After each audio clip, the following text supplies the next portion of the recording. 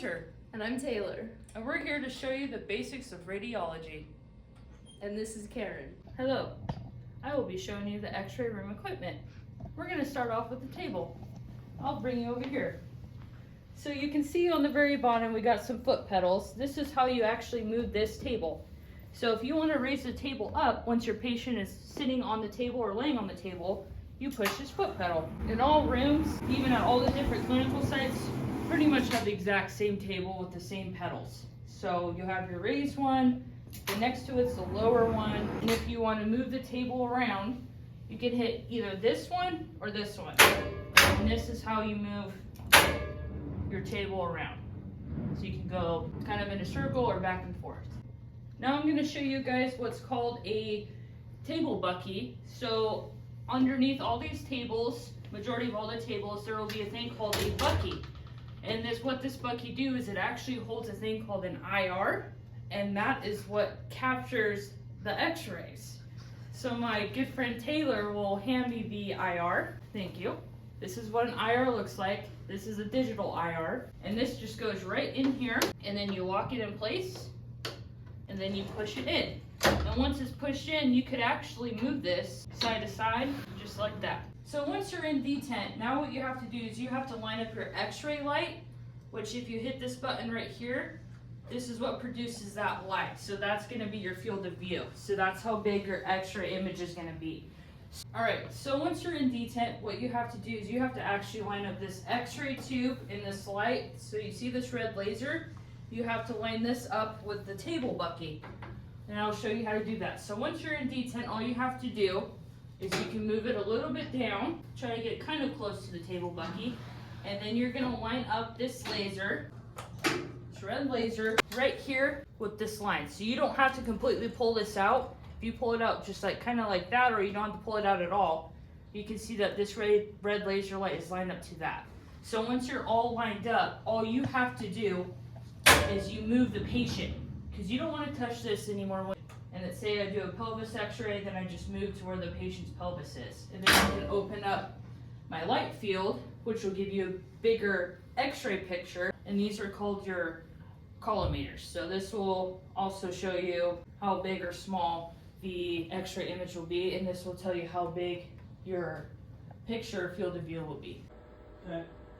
Okay guys, I'm going to talk to you about detent. So first off, you can see that we are not lined up.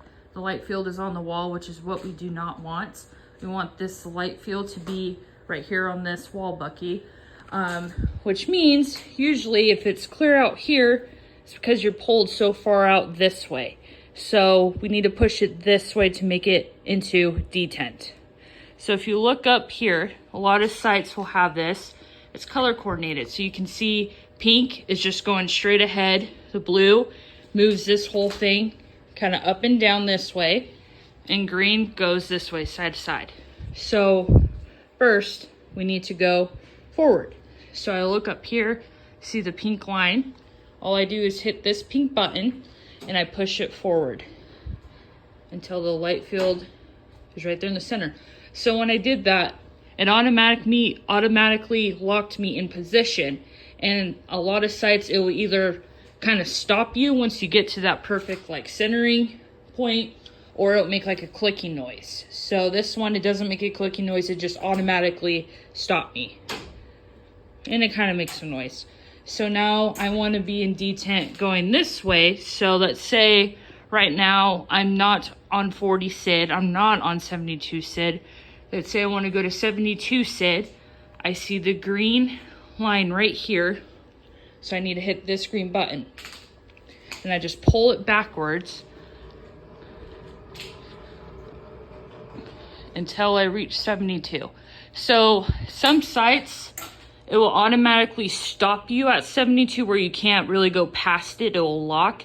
But other sites like this place, it does not lock. So that's why they have it labeled 72 and 40. So you kind of have to line up that arrow with 72. So that means I'm at 72 SID.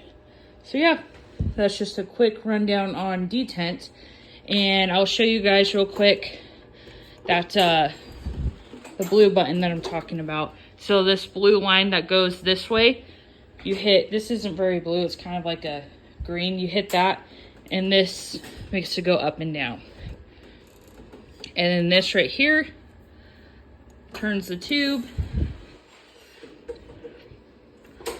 And yeah, pretty cool.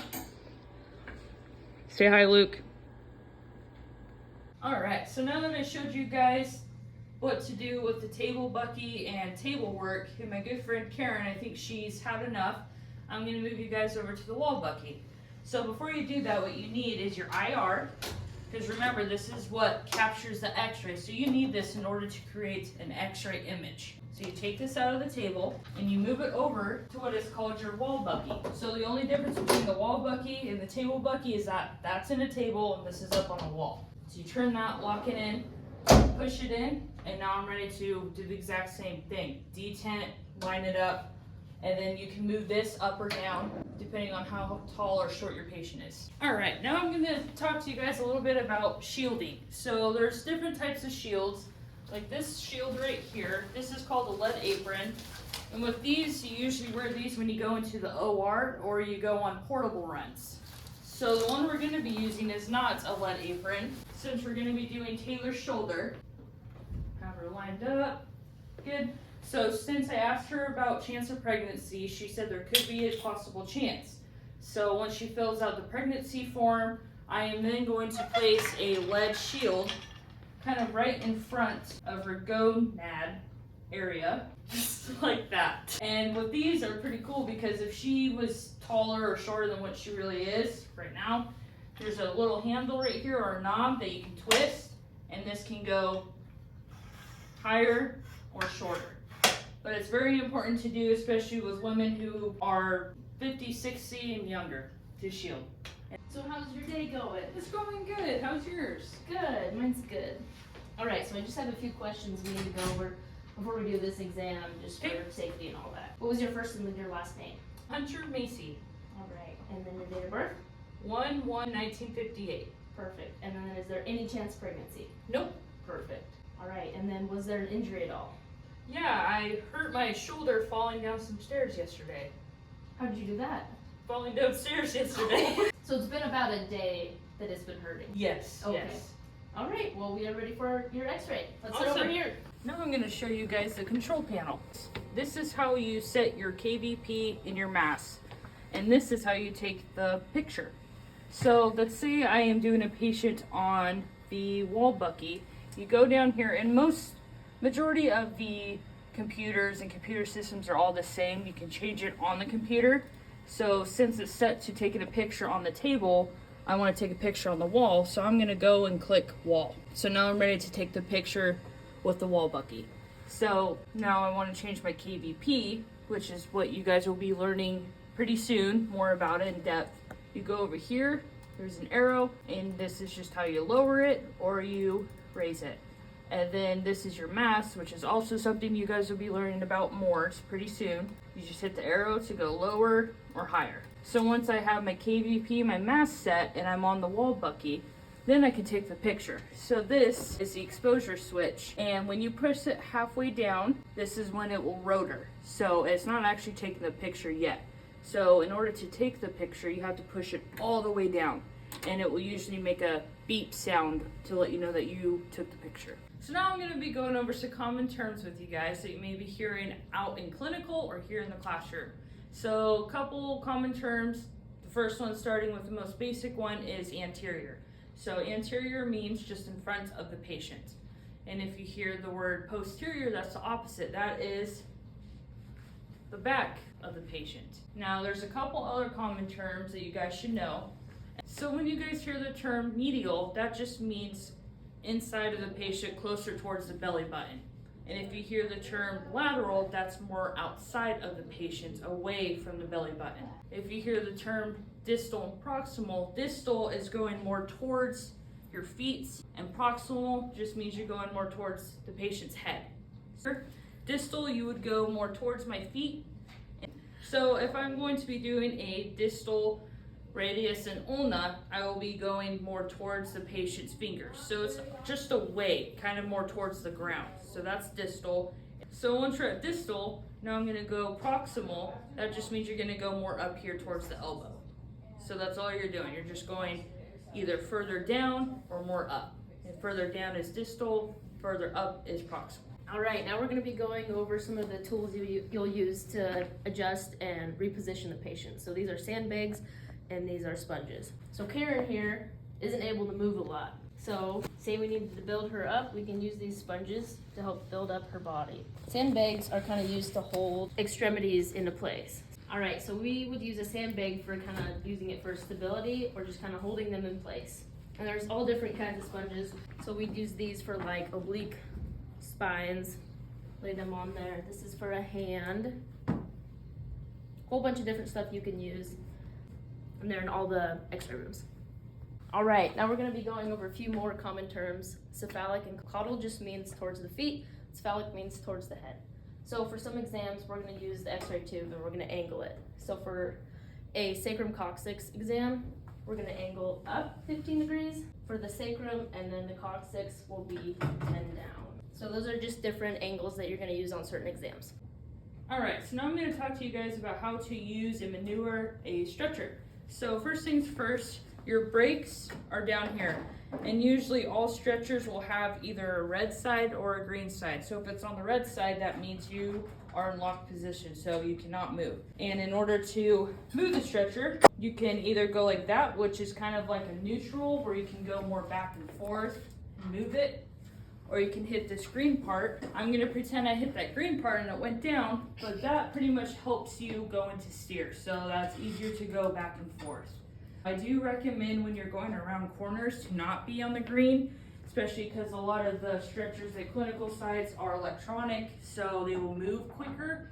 When you're going around a corner, make sure you're in the steer mode, which should be exactly how it is. So you're kind of in the neutral position. It's just easier to go around the corners. To raise up your stretcher, down here you can see that there's some foot pedals. And like I said, all stretchers at different clinical sites, wherever you go, they're all pretty much the same.